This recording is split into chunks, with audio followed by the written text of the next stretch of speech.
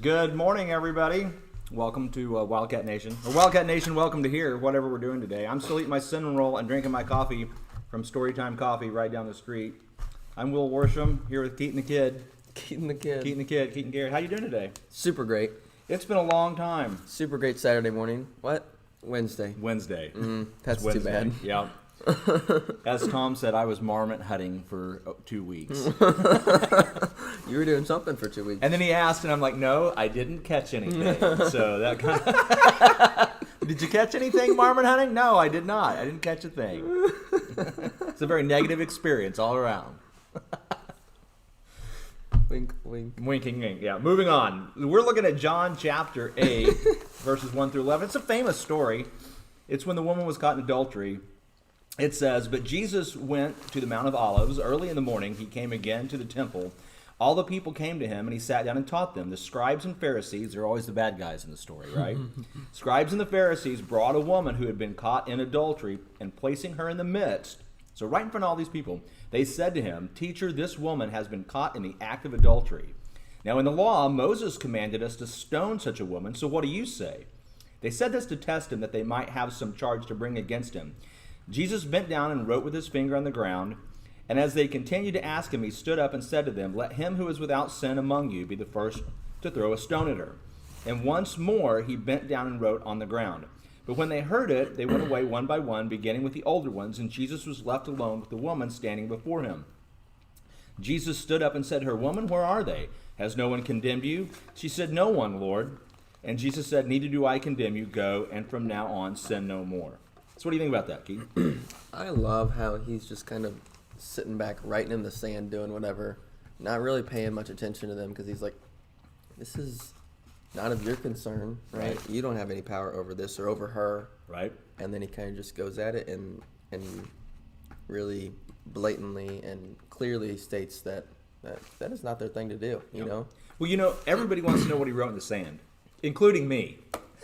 And I don't know that we'll ever know. But that's pretty interesting. Yeah. Some background on this. Nobody went over and was like... I think they all were looking to see what he was writing in the sand. But here's the interesting thing about this. So part of the surrounding facts that don't necessarily jump out of the text at you are the fact that at this time, Israel was a subjugated people. They were under Roman rule.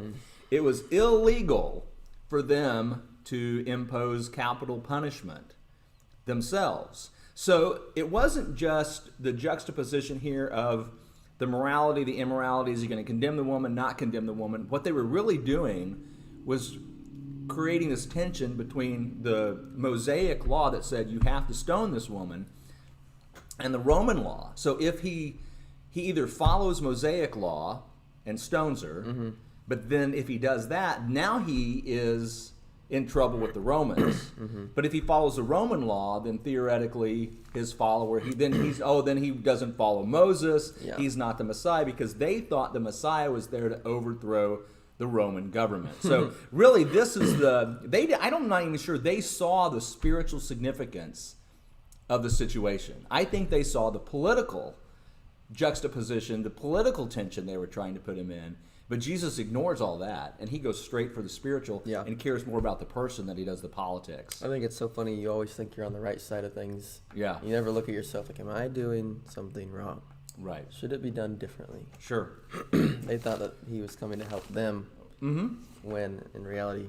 Well, he was coming to help them, yeah, but they didn't in see a different it. way. But they didn't see it. Not the way that they wanted help. And unfortunately, many of us today don't always see it. But looking at the person, not the politics, maybe is the takeaway lesson for us today as we head into this last little 2 weeks of politics here in the United States. And, it is what it is. It'll be what it'll be, and we'll go on from there. So, big news actually coming out. This is a big deal. I don't know if everybody really stays up on this, but the U.S. government, they filed an antitrust lawsuit against Google, and that is huge. I mean, that's a big deal. I mean, the cases in the past have been against Microsoft for the way they forced computer manufacturers to pre-install Internet Explorer back, which I think Internet Explorer is dead, right? Surely. I think it's dead. If you get on a computer and click on it, it has a seizure on you. I think it's Safari or Chrome are really the two browsers. I guess Firefox is still floating around out there. It's trying. It's still floating. It's hanging on. But the antitrust lawsuits. That's what they brought against AT&T back in the day, back before you were born. We used to have one phone company. Just like now you. Oh, Altel. Was it before AT&T? Right? No, it was Bell AT&T Bell Telephone. Bell. So you had the Bell Telephone Company, Alexander Graham Bell. Just name him. It was considered a utility. So it was like the water company or the fire company. You had a phone company. Not a premium service. Well, it was a premium. It was very expensive. For the day, it was very expensive. Yeah. Your local calls were free, but if you called from here to Fordland, it was a toll call. It cost you money. And I remember back when it cost money to call. In fact, it used to cost money for me to call Shelby. Yeah. When we were dating, it was because I lived. You're like, is it worth it? Just over the border. I always thought it was worth it. My dad didn't always think it was worth it, but it was. When I was in law school in Columbia, which that's only been 25 years ago, it was a long distance call. Yeah, only 25 years. Only 25 years ago. It was you're not even 25 years old. Will's really old. I'm 50 in February. But it was a long distance phone call for me to call from Columbia to Springfield to talk to my fiance back in the day. So yeah, that was a big deal. But they brought this antitrust lawsuit against Bell, and that was actually after they broke them up. It was still that way. Bell and AT&T. Well, it went to Baby Bell. So you had Pactel, Bell South. You had all these what they call Baby Bells when they broke them up. But it was still regional, so it came up from all of that. But that's ancient history. Nobody cares about. But they broke up U.S. Steel even longer before that. But all these major, what they call them, trusts. Teddy Roosevelt was a famous trust buster. He was known for breaking up these large companies that kind of had a monopoly on what had become essential services. And it's interesting, I think, how essential services change over the years because now we consider a telephone an essential service. 100 years ago, I don't think we would have thought that. Yeah. Same thing for other things. But now that's happening to Google. They're basically saying Google's putting a stranglehold on stuff. They were paying phone manufacturers that produce it to make Google the default search engine. You shouldn't do that. There's all kinds of things. So it'll be interesting, but I think it's ultimately going to be a good deal because Google obviously, because of the way Google and Facebook control the conversation now, and we are in the information age if we're not yet in the post-information age, but anybody that controls the flow of communication, I think you almost have to treat like a trust like that. So that's what they're doing. You need to make some extra money? Oh, yeah. Always? Oh, yeah. You can now. You may have to go to England to get this done, but That's you fine. can be voluntarily infected with the coronavirus. Deal. Done. You're in? Yep. I think I'd be in too. I'll take the side effects too if that makes sure extra. There are any side effects. Why are there never side effects like super strength? It's like X-ray vision. Climb up walls. Flight. Yeah, but you can go if you can actually people be. Then you'd have to pay to get injected. They're being voluntary. I think they get paid, yeah, but it's a drug trial. Well, if you got if flight or super strength or something. Oh yeah, then I would pay for that. Oh yeah, that would be different. But you can go, and they're doing it in England. If you, it's a drug trial for the vaccines. You get voluntarily, you get infected with the coronavirus, and I think the benefit to that would be I'm looking at all the data now, and I understand people have died from it. I'm not denying that some people have died from it. I don't think as many people have died from it as being reported. I'm just hearing too much about hospitals getting paid extra for calling deaths COVID deaths. I'm just hearing personal people. I can look them in the eye and they tell me about that. But so many people I know have had it and had extremely mild symptoms. I know none. Or none. I know someone that got the blood antibody test, had never been sick, and they come and say, "Oh yeah, you've had it. You've got the antibodies." Yeah. And never even felt they were sick. So they may have been typhoid Mary spreading it. I don't know, but at any rate, I think if all you have to do is get it and then you're immune. Well, yeah. I mean, that sounds like a vaccine to me.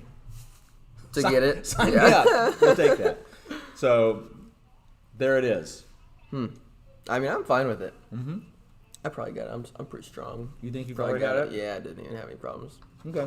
So what do they do to get infected or have the corona? Do they have some, person with it come breathe into your mouth? Yeah, somebody sneezes on your face. Yeah. I'm assuming is the way that works. But They put one of those dog cones from you to the other person. 10 minutes of breathing, mouth open. That would be horrendous. So, lots of new businesses in quarter 3. 3.1 trillion new businesses have filed for a business license in quarter 3 this year. That's Nice. two That's good. times as high as last year. Well, that's good. So what I'm thinking is, one route, are people filing for a new business and not really doing much and just trying to get money out of it? You know, coronavirus relief. Well, that's money? interesting. You know, all the clients I've helped with that, they want to go back. They want to see your 2019 revenues. Okay, so So most new businesses aren't eligible for that. so it's probably people trying to make it and coming up with other ways to get income if they were laid off or People do- hours cut. People do crazy things when they're in quarantine, like start internet-based TV stations called K-ROG. What a weird thing What a to do. weird thing to do. But you can't say nothing good came out of coronavirus because here we are in K-ROG. But I mean, I've seen lots of, you know, businesses either you know, kind of switching directions and adding a new facet onto their business or creating a new branch off of it. Just All right, since you bring this up, this is something that you don't have another business now, do you? it's not another business. Okay. But here's the deal.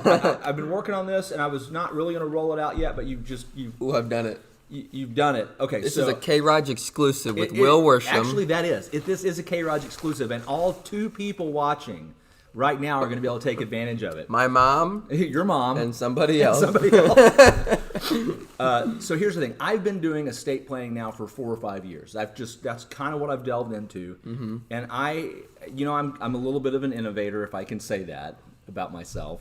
I like that you say it about yourself. I kind of have a track record. That Will Worsham guy, innovator. I kind of have a track record. Trusts for estate planning, having a revocable living trust is just the Cadillac. I mean, it really makes things easy. Wills and other things like that, they get the job done, but a trust is really what you want. But What's the difference between a will and a trust? The main difference between a will and trust is a will has to go through probate court.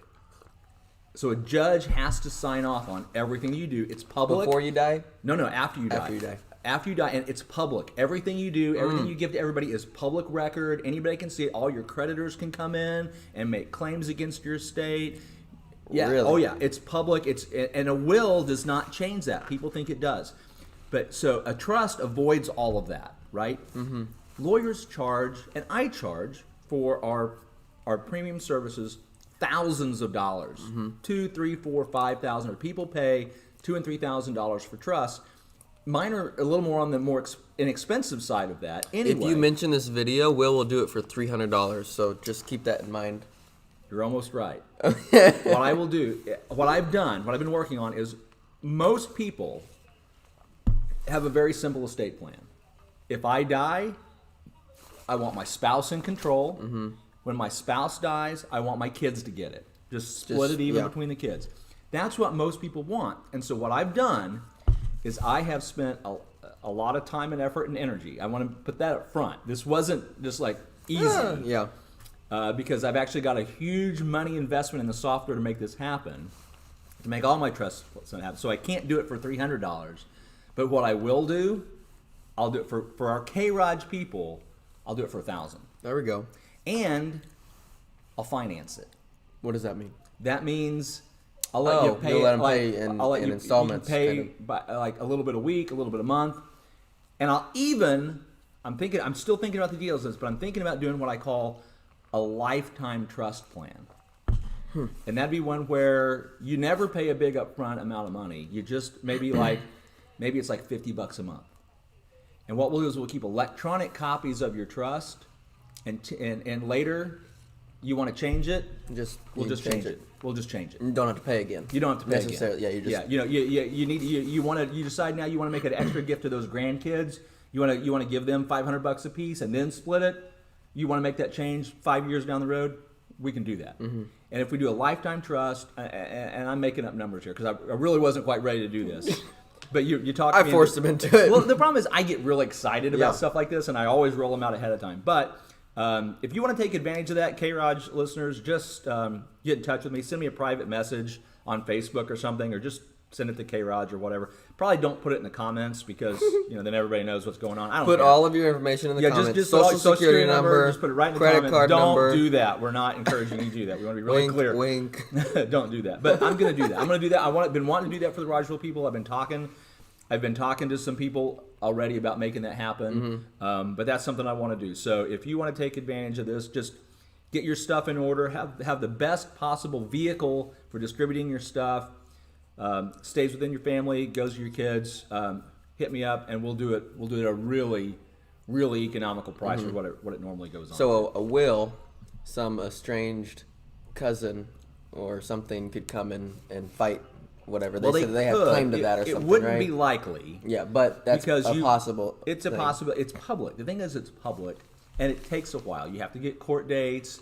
You have to have hearings. You have to do all of that stuff. With a trust, you just come in. You could just go to a lawyer's office and get it done, or you could the trustee could just go, no, I can read this trust. I know how it works, and so we can make it really, really easy. Okay? Yeah. So last thing we'll talk about today, I'm kind of sick of hearing about them fighting about the stimulus package in Washington, D.C. First of all, I'm not entirely sure it's the right thing for the government to do, but we are so far down that road of giving away government money to people, which I sort of abhor anyway.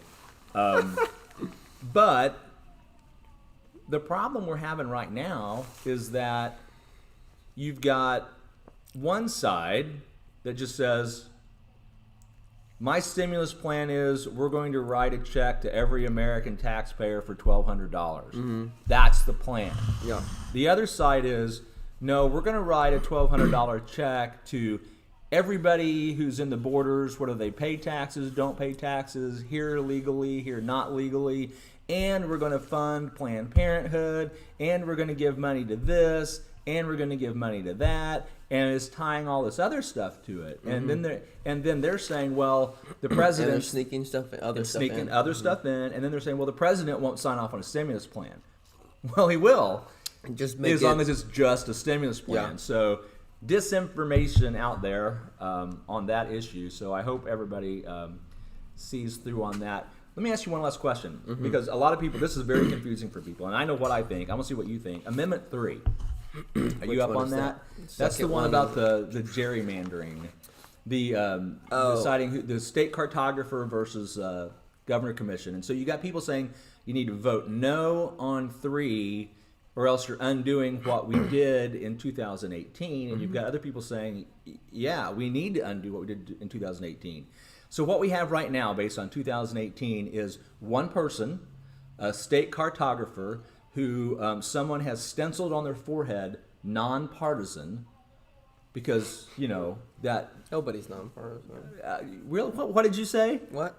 I think you said no one is nonpartisan. Did that come out of my mouth? I think it came out of your mouth. I think it did. So that's what we have right now. And the proposed map is really interesting, because it's very gerrymandered, if you know the term gerrymandering. Basically, it carves Springfield out of everything else so that Springfield will get to elect its own House of Representatives rep to the U.S. district, as opposed from the rest of Southwest Missouri, which obviously Springfield's more likely to elect a Democrat. So why would someone do that? Because you want another Democrat. Because they want another Democrat. Right. So... Which is fine. It's really if not. somebody wants another Democrat, that's fine. It's really not, Keaton. But that, even if you did, that's not the way to go about it. Yeah. So what amendment... Yeah, you can't pick and choose this area, right? And then this whole area gets is one person. Yeah, gets one person. So, and it's supposed to be based on population density, and I get that.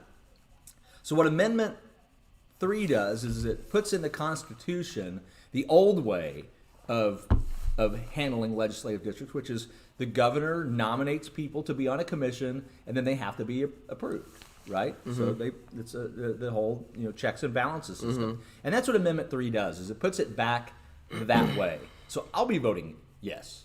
Is the way I'm going to vote on that. And it took me a while to suss through all of that and figure it out, because the language is always interesting on that. But interesting. But for me, it's a yes on Amendment 3, and I guess if other people have different opinions, that's okay. Happy to discuss it in a calm, rational manner anytime they want. We going to be back tomorrow? What's tomorrow? Thursday. Sure. Okay, we'll do this again tomorrow. Thanks everybody for watching. Appreciate you being here. Have a happy Monday. Have what? Wednesday. Wednesday. Yeah, Wednesday.